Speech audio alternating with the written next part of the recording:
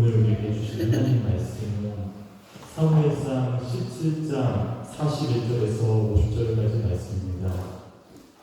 오늘 우리에게 주신 하나님 말씀은 사무엘상 17장 41절에서 50절까지 말씀입니다. 서로 교독하겠습니다. 저부터 먼저 읽겠습니다. 블레셋 사람이 방패든 사람을 앞세우고 다윗에게로 점점 가까이 나아간다.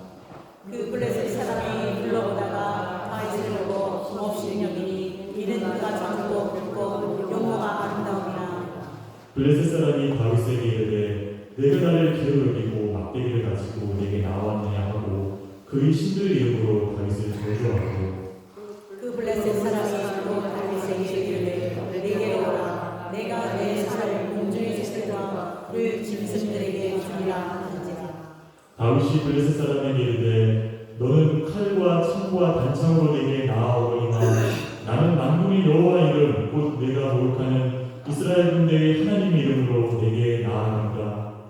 오늘 여호와께서 너를 내 손에 넘기시니 내가 너를 쳐서 내 모를 메고 블레셋 군대의 시체를 오늘 공중에 세워 땅의 그 짐승에게 주어 온 땅으로 이스라엘의 하나님이 계신 줄 알게 하겠고 또 여호와의 권하심이 칼과 창에 있지 아니함을 이 무리에게 알게 하리라. 전쟁은 여호와께 속한 것인즉 그가 너희를 우리 손에 넘기시리라. 블레셋 사람이 일어나 다윗에게로 가까이 이를 때 다윗이 블레셋 사람을 향하여 빨리 달리며 손을 주머니에 넣어 돌을 가지고 물배로 던져 블레셋 사람의 이마를 치매 돌이 그 이마에 박히니 땅에 엎드려지니라. 같이 읽겠습니다. 다윗이 이같이 물배와 돌로 블레셋 사람을 이기고 그를 추격했으나 자기 손에는 칼이 없었더라. 아멘. 삶에는 실로 여러 도전들이 있습니다. 그거는 때로 그런 도전들 때로는 완전 무장을 한 채 심지어 방패 자리까지 앞장서고 우리를 무너뜨리기 위해 힘차게 달려오는 거인처럼 느껴지기도 하죠. 우리는 하나님 안에서 사랑받고 존중받는 자녀라는 믿음을 늘 붙잡아야 하지만 삶 가운데 만나게 되는 여러 큰 문제들 때로는 육체적으로도 정신적으로 감당할 수 없는 몇 가지 큰 사건들은 이러한 우리의 평안과 자부심을 종종 강하게 흔들어 옵니다. 그것은 때로는 우리 자신으로 하여금 한없이 자기 자신을 비하하게 만들기도 하고 어쩔 줄 모르는 두려움 가운데 떨게 하기도 합니다. 낭만과 좌절감 가운데 먹먹한 마음으로 털썩 주저앉게 만들기도 하죠. 하나님과 우리의 연결을 약화시키고 그저 눈앞의 문제만 바라보게 하는 것입니다. 문제의 크기나 강도 또는 그 깊이는 그 자신의 위력을 과시하면서 우리로 하여금 그 대단함에 대해 그 위중함에 대해 헤아려보도록 합니다. 그러면서 어려움은 마치 나에게 말을 건 것 같습니다. 너는 이런 상황은 도무지 감당할 수 없는 사람이야. 저 문제들을 너 아무리 노력해도 해결할 수 있을 것 같아? 내가 가진 그거 가지고 이게 감당될 것 같아? 넌 정말 보잘것없는 존재고 아무것도 아니지. 하지만 이 모든 생각들은 하나님께서 우리에게 원하시는 그 마음과 생각이 결코 아닌 것임을 우리는 성경을 통해 구별할 수 있습니다. 또한 하나님을 믿는 우리는 이런 세상의 영적 도전에 대한 답을 잘 알고 있습니다. 우리가 우리 자신을 향해 가져야 될 그 생각에 대해서 바울은 이렇게 말하고 있습니다. 고린도후서 5장 17절이죠. 띄워주실까요? 네, 함께 읽겠습니다. 5장 17절. 고린도후서 5장 17절입니다. 제가 읽겠습니다. 그런즉 누구든지 그리스도 안에 있으면 새로운 피조물이라. 이전 것은 지나갔으니 보라 새 것이 되었도다. 이것이 어떻게 가능한 일입니까? 그것은 예수님께서 십자가에 죽기까지 우리를 사랑하셨다는 그 사랑을 믿는 믿음으로서 가능한 것입니다. 믿음은 이미 이루어진 것을 누릴 수 있게 하는 하나님의 선물인 것이죠. 우리는 하나님으로부터 하나님 자신의 담보로 한 가장 귀한 선물을 받은 사람들인 것입니다. 그러므로 우리는 말씀에 의지하여서 우리 자신에게 이렇게 선포할 수 있게 됩니다. 띄워주실까요? 네. 나는 예수님 안에서 보배롭고 귀한 사람이다. 한 번만 같이 따라하시겠습니다. 나는 예수님 안에서 보배롭고 귀한 사람이다. 아멘. 아멘. 나라는 존재는 주님께서 십자가를 통해 친히 자기 모든 것을 덜어주신 만큼 보배롭고 가치 있는 존재인 것입니다. 나는 하나님이 그 크고 끊임없는 사랑을 늘 받고 있는 보배롭고 존귀한 자이다. 우리는 이렇게 우리 자신에게 선포해야 되는 것이죠. 복음은 예수님으로 인해서 우리가 얼마나 소중한 존재인지를 밝혀주는 하나님의 능력인 것입니다. 나를 향한 이 하나님의 사랑을 단단히 붙잡고 그의 뜻에 놓지 않았을 때 내게 능력 주시는 자 안에서 모든 것을 할 수 있느니라고 고백하면서 어려움 속에서도 하나님을 의지하면서 한 걸음 한 걸음 나아갈 수 있게 되는 것이죠. 아무리 고민해봐도 문제의 이유도 그 해결 방법도 찾지 못한 채 하나님조차도 나에게 무관심하시거나 침묵하고 계신 것 같은 고독한 시간이 있습니다. 그러나 그 시간을 나는 하나님께 사랑받고 있는 사람이라는 이 한 믿음을 붙잡고 묵묵히 걸어갔을 때 비로소 우리는 소망의 시간, 꿈이 이루어지는 시간을 경험하게 됩니다. 하나님께서는 우리의 삶 가운데 그 영광을 드러내심으로써 하나님의 꿈을 우리를 통해 아름답게 이루어내실 것입니다. 아멘. 오늘 본문은 소년 다윗이 골리앗을 쓰러뜨린 놀라운 이야기입니다. 완전한 무장을 하고 등장하는 골리앗은 자신이 보기에 모든 면에서 하찮은 아이뿐인 다윗을 비웃습니다. 내가 얼마나 대단한 존재인데 감히 나를 상대로 너같이 하찮은 자를 내게 보내냐 하면서 다윗을 조롱하고 있는 것이죠. 자신은 완전한 훈련과 무장 그리고 철저한 예비를 한 채 적국의 가장 강한 적장을 상대하러 나왔을 뿐인데 정작 다윗은 자신이 목동이었을 때 그 자신 그대로 양치던 지팡이를 들고 나왔던 것입니다. 그것이 하나님의 전적으로 신뢰하며 살아갔던 다윗의 일상 그대로의 모습이었음에 알리가 없던 골리앗은 다윗의 등장으로 도리어 그 자신이 하찮게 여겨졌다는 모욕감에 곧바로 태도를 돌변하죠. 그가 믿는 신의 이름으로 다윗을 저주하기 시작한 것입니다. 그가 믿는 신은 곧 다곤이라는 블레셋 신이었습니다. 풍요를 상징하는 농사의 신으로서 가나안 속의 신인 바알의 아버지로 알려져 있죠. 자신의 상대가 복상하고 가련인 손을 불받아는 사실을 도무지 받아들일 수 없었던 것입니다. 그러나 그가 믿는 다곤 신은 헛된 조각상에 불과한 존재였습니다. 사무엘상 5장에서 다곤 신의 신상은 하나님의 언약궤 앞에 2번이나 엎드려집니다. 성경에서 반복은 확실한 상황을 묘사한다는 점을 기억해야 되는 것이죠. 사무엘상 5장 3절에서 4절입니다. 아스돗 사람이 이튿날 일찍 일어나 본즉 다곤이 여호와의 궤 앞에 엎드려서 그 얼굴이 땅에 닿는지라 그들이 다곤이 일으켜 다시 그 자리에 세웠더니 그 이튿날 아침에 그들이 일어나 본즉 다곤이 여호와의 궤 앞에 또다시 엎드려져 얼굴이 땅에 닿았고 그 머리와 두 손목은 끊어져 문지방에 있고 다곤이 목둥이만 남았더라. 그들의 신 다곤은 이처럼 하나님 앞에서 철저히 엎드려지고 부서졌습니다. 자신이 완전 무결한 개인 태세를 의지하면서 하나님 앞에서 거꾸러진 그 세상신의 이름으로 자기 눈에 보이에 허술하게 짝이 없는 믿음의 사람을 조롱하고 있는 모습이 곧 오늘 본문의 상황인 것이죠. 그러나 그 골리앗을 향해 나아간 다윗 목동 차림은 곧 하나님을 온전히 신뢰하며 살아가면서 승리를 거뒀던 믿음의 사람이 진정한 일상의 모습이었던 것입니다. 이 사실은 다윗 그 자신 외에는 누구도 알지 못했음을 우리는 알 수 있습니다.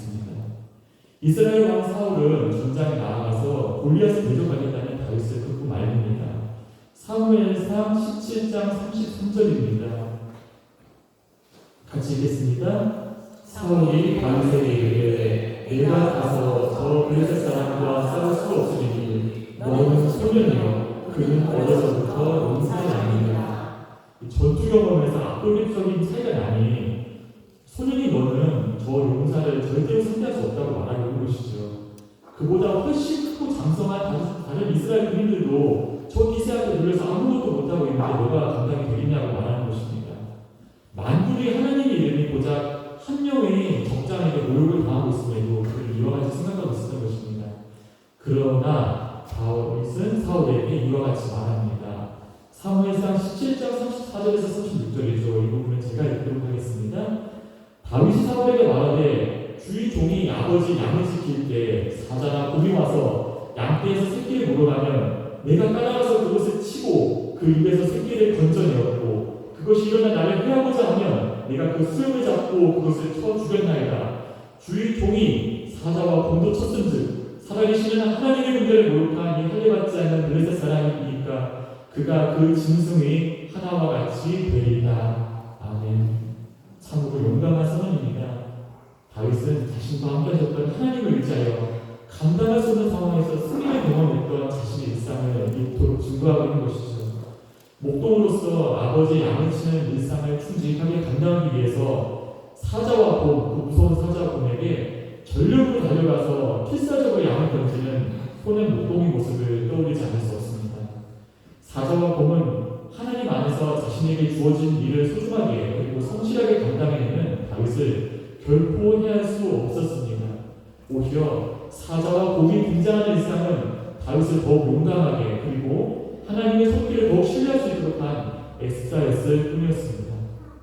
아마도 다윗이 골리앗에게 나왔을 무렵 그에게는 더 이상 사자와 곰이 자기 일상에 나타나는 일에 대한 두려움은 없었을 것입니다. 그 이유가 이제 다윗이 골리앗을 향해 어떻게 달려가는지를 이따가 설명드리면서 말씀드리겠습니다. 골리앗과 다윗은 서로 다른 두 가지 생각을 대변하고 있음을 볼 수 있습니다. 한쪽에는 인간적 목적, 인간적 힘에 대한 신뢰, 개인적 명성을 얻으려는 허영심이 있습니다.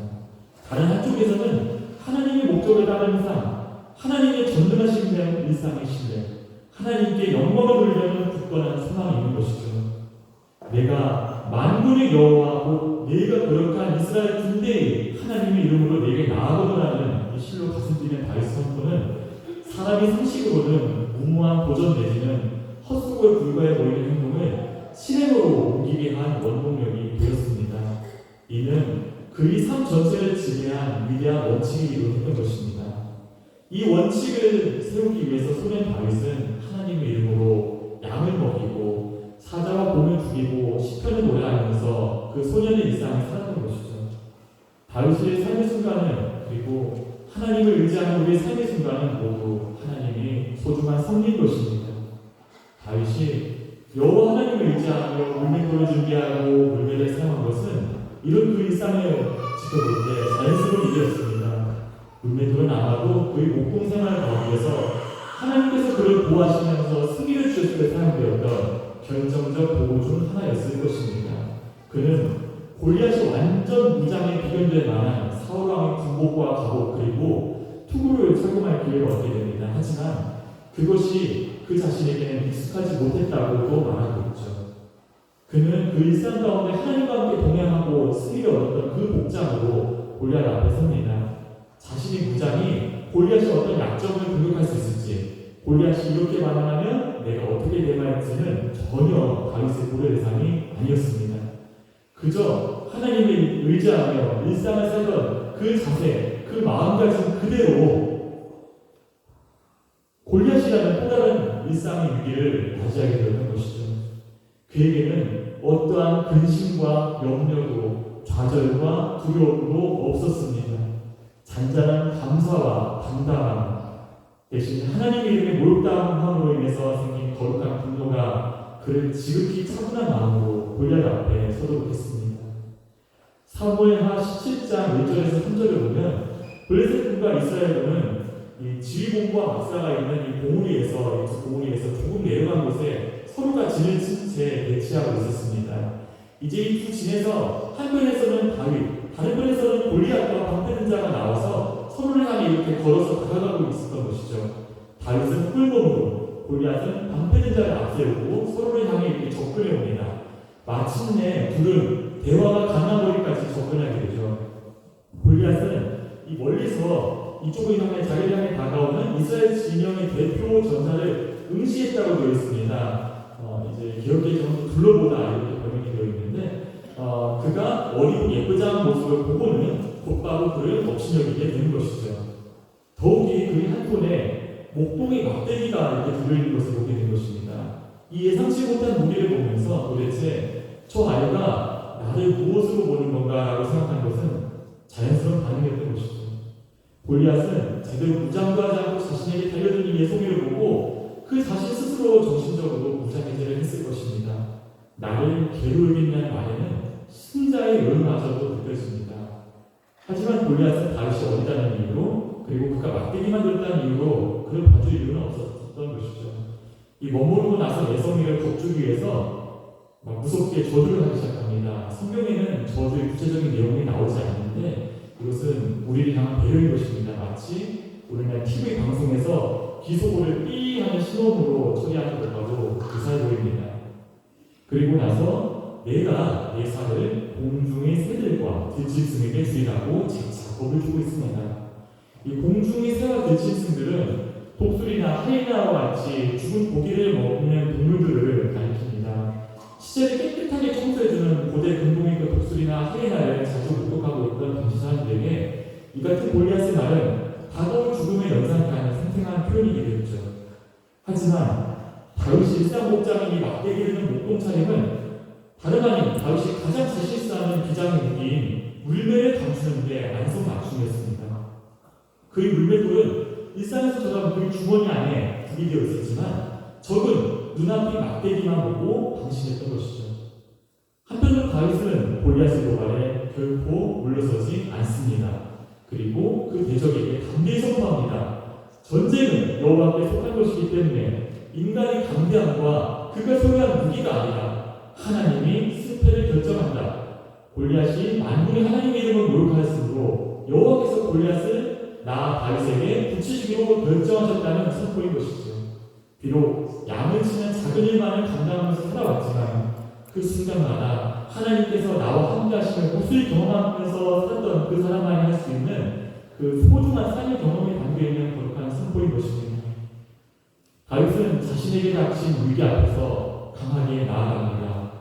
공중의 새와 짐승들에게 내 시체를 드리라는 이 골리앗의 저주에는 담겨있지 않은 내 목을 베겠다는 이 신체적인 묘사가 다윗의 응답에 들어있고 골리앗은 다윗만을 저주했지만 다윗은 골리앗을 비롯한 모든 블레셋 군대를 공중의 새와 들짐승의 밥으로 만들겠다고 선언합니다.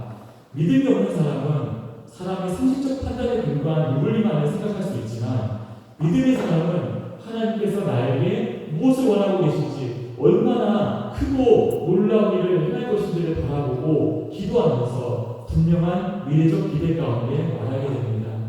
눈앞이 무서운 대적 골리앗뿐만이 아닌 그 골리앗을 앞세운 대적의 무리들 모두를 무너뜨리려는 이 포부는 무엇으로부터 비롯된 것이었을까요? 이것은 그 소년 자신의 담대함이나 그 자신의 대장보다 어떠함에서 비롯된 것이 결코 아닙니다. 다윗이 노래한 그 여러 시편이 그 증거인 것이죠. 그 또한 때로는 낙담하며 좌절하기도 했고 원수에 대한 억울함을 품기도 했던 사람이었던 것입니다. 그러나 그는 하나님의 구원되심에 대한 확신이 분명했으며 이는 그의 삶의 경험에서 비롯된 것이죠. 이러한 다윗의 경험이 시편 18편 1절에서 2절을 통해 아름답게 고백되어 있습니다. 시편 18편 1절에서 2절을 함께 읽었으면 좋겠습니다. 나의 힘이 되신 여호와여 내가 주를 사랑하나이다. 여호와는 나의 반석이시요 나의 요새시요 나의 건지시는 자시요 나의 하나님이시요 나의 피할 바위시요 나의 방배시요 나의 구원의 뿌리시요 나의 산성이시로다. 아멘. 성경은 다윗이 전쟁에서 쓰는 칼이 아니라 물맷돌로 골리앗을 이겼음을 강조합니다. 자기 손에는 칼이 없었지만 적의 목을 벨 칼을 준비해 나가지도 않았지만 그의 담대한 믿음대로 용감한 행보대로 그에게는 승리가 주어집니다. 다윗은 시편을 통해 이처럼 신실하신 하나님을 사랑하면서 그에게 영광을 돌리고 있는 것이죠. 거대한 문제의 도전 앞에 내가 할 수 있는 게 아무것도 없다는 마음으로 주님 앞에 엎드릴 때 주님께서는 이미 우리에게 허락하신 것, 곧 우리가 가진 것이 무엇인지를 살펴보도록 하심을 누리곤 합니다. 다윗은 자신의 일상에서 위기를 극복했던 그 경험과 주님께서 주신 지혜를 경하여 전장에 나갔고 자신이 준비한 그 물맷돌을 통해서 승리로 나아갈 수 있었죠. 고린도전서 4장 7절 3반절을 이렇게 말합니다. 누가 너를 남달리 구별하였느냐? 내게 있는 것 중에 받지 아니한 것이 무엇이냐? 주님께서 이미 우리에게 주신 것, 이미 우리에게 알게 하신 어떤 지혜, 그것은 곧 주님과 함께 걸어가는 우리의 삶, 우리 일상 가운데 준비되고 만들어져 가고 있는 어떤 것임을 알 수 있는 것입니다. 그것은 다름 아닌 주님과 함께 동행하면서 위기를 돌파하고 문제를 뛰어넘음으로써 우리 안에 만들어지는 하나님을 의지하고 신뢰하는 경험에서 비롯된 것이죠. 예수님께서는 보리떡 5개와 물고기 2마리로 5,000명의 사람들을 먹이신 이야기가 있습니다. 그 이야기가 공간복음에도 기록되어 있고 요한복음에도 기록되어 있죠. 저는 두 말씀 모두 너무 좋아합니다. 예수님께서는 기적을 행하시기 전에 제자 빌립에게 우리가 어디서 떡을 싸서 이 사람들을 먹이냐고 묻습니다. 이것은 요한복음 버전에 나오는 것입니다. 빌립은 명석한 두뇌를 근거로 최소 200데나리온은 있어야 되겠습니다 라고 답을 합니다. 사람의 판단으로 계산을 해볼 때 최소 그만큼은 부족하다고 보는 것이죠.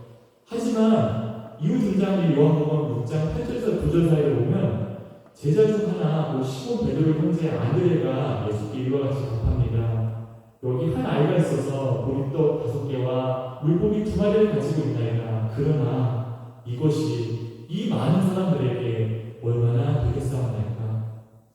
내가 가진 요만큼밖에 안 되는 이 한정된 역량은 문제를 해결하기에는 턱없이 부족한 것인데 어떻게 이 상황을 바꿀 수 있습니까? 라는 질문은 곧 늘 사람의 한계 앞에 서운하는 우리 인생으로서 충분히 가져봄직한 생각입니다.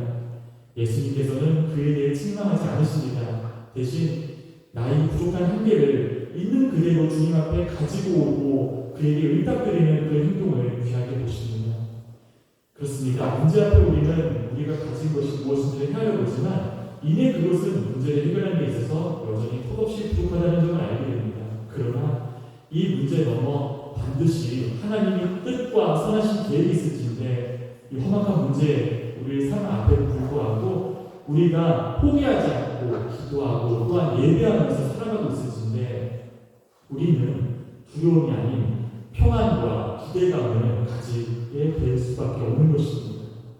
예수께서 눈앞의 문제를 맡아주시고 잠시 인내의 경주를 우리로 하여금 만족해 하시고 결정적 고비 가운데 우리가 주님 손에 올린 것을 축복해 주실 때 문제는 놀랍도록 해결되기 시작할 것임을 믿기 때문입니다. 하나님께서 온전히 영광 받으시기 위해 이 일을 나의 삶 앞에 잠시 허락하신 것이라는 통찰이 어떤 문제 앞에서도 우리에게 평안과 담대함을 주기 때문이죠. 나의 작은 물맷돌 하나는 곧 내가 할 수 있는 그 작은 일 하나를 하나님의 섭리를 인정해드리는 그 마음 가운데 기쁨으로 행하는 것을 가리킵니다.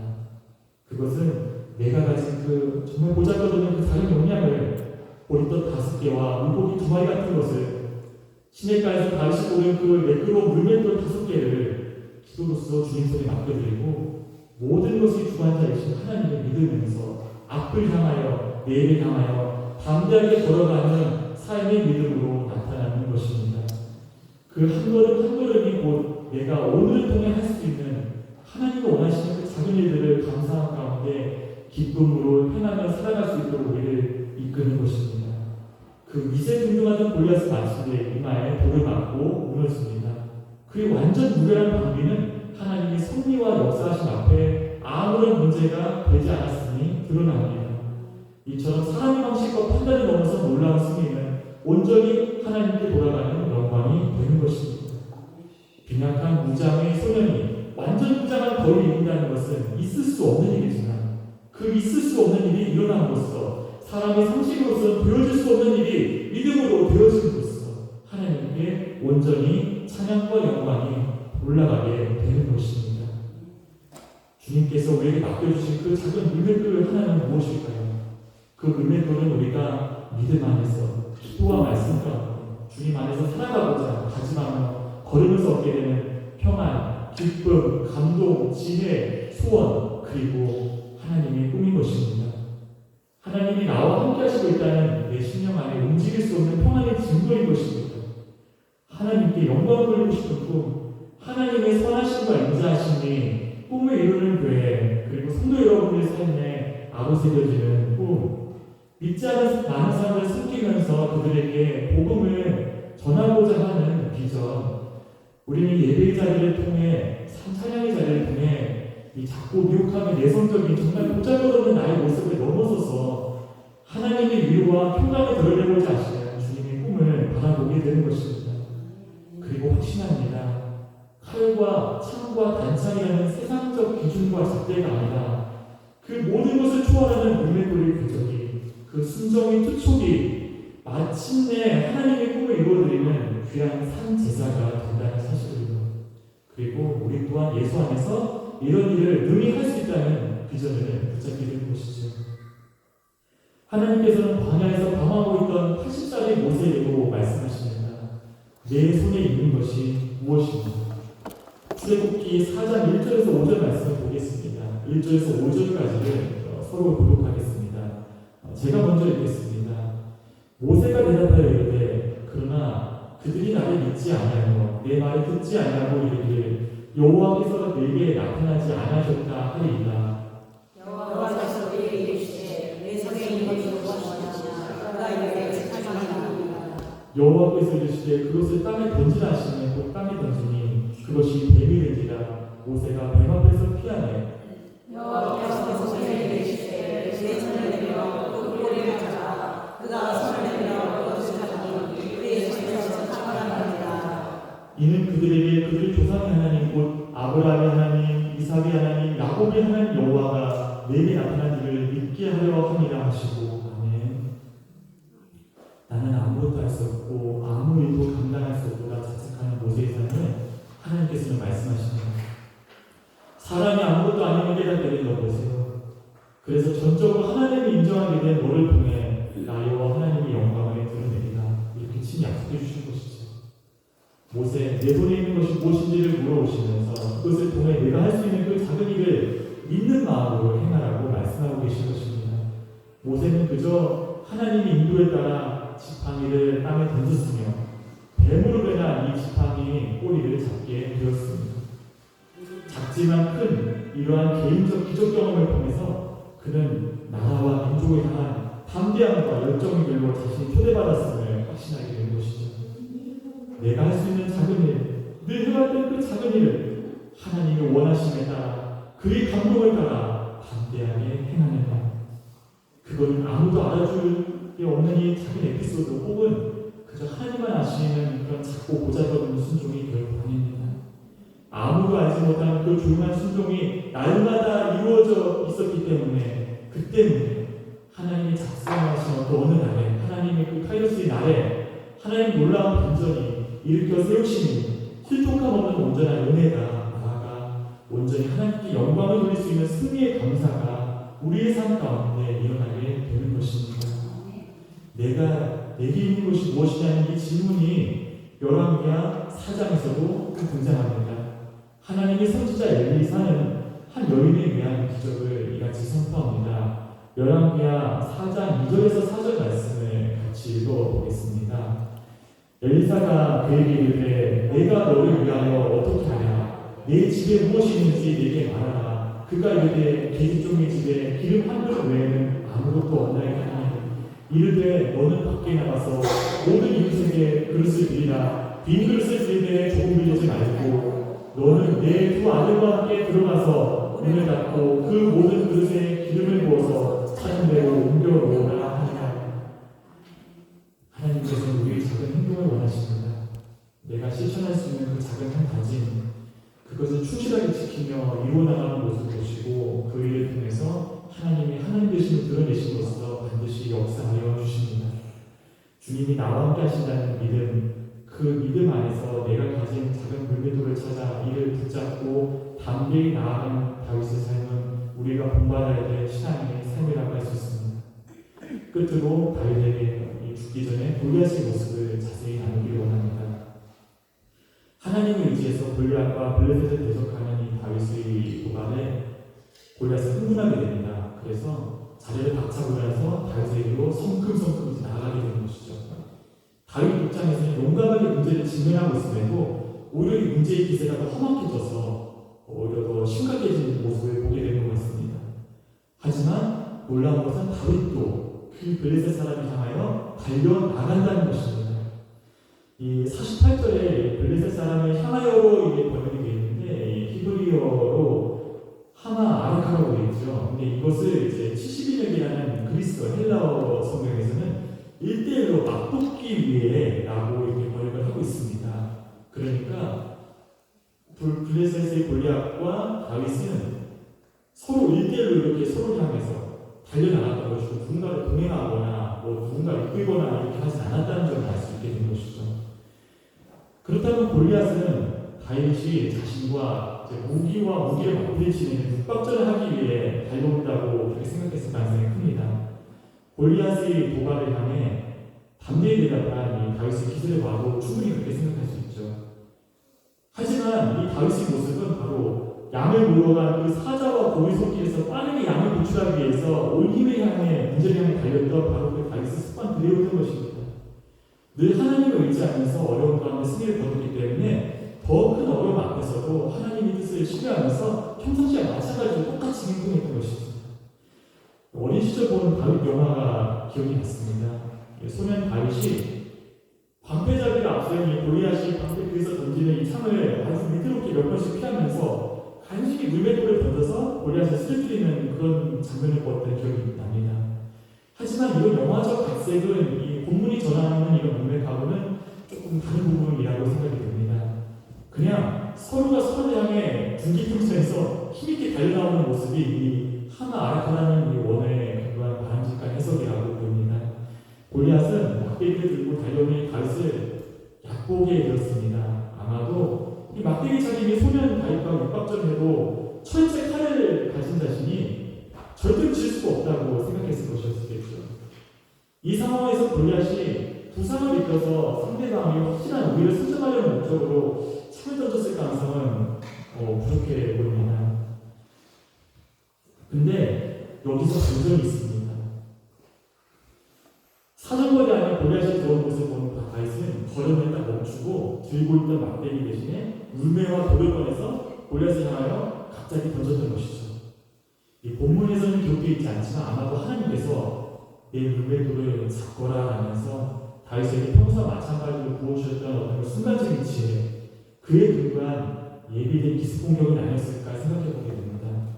그 돌이 유일하게 갑옷으로부터 보호되지 않고 있었던 그 골리앗의 이마 위에 정확하게 박히게 되고 그래서 골리앗은 쓰러지게 된 것이죠. 사랑하는 꿈을 이루는 교회 성도 여러분, 고난 상황 앞에서도 하나님을 생각하며 내가 할 수 있는 그 작은 물맷돌 하나, 그 작은 일 하나를 놓치지 마시기를 바랍니다. 기쁜 마음으로 내가 할 수 있는 그 작은 일 하나를 하나님께 올리는 기도로서 행하는 삶, 그 하나하나가 쌓여서 내 안에 하나님과의 관계로 난 토대가 모이게 될 때 하나님께서는 나의 삶 가운데, 우리의 삶 가운데 반드시 영광 받으실 것입니다. 끝으로 부를 찬양은 부르신 곳에서라는 찬양입니다. 하나님께서 우리를 부르신 이 귀중한 예배의 자리에서 또한 삶의 현장에서 주님의 섭리를 신뢰하면서 내게 주신 그 물맷돌 하나를 잘 붙잡고 감사하면서 살아가는 삶, 그 삶은 나의 꿈과 하나님의 꿈이 만나는 순간입니다. 어려움 가운데, 고난 가운데 내가 할 수 있는 그 작은 일을 기쁨으로 반복하는 가운데 마침내 하나님의 뜻이 우리가 생각하지도 예측하지도 못했던 놀라운 선물로서 우리의 삶 가운데 뽑히게 될 것입니다. 내게 주신 물맷돌 하나를 붙잡은 하나님께 영광 돌리는 예배자가 되시기를 축복합니다.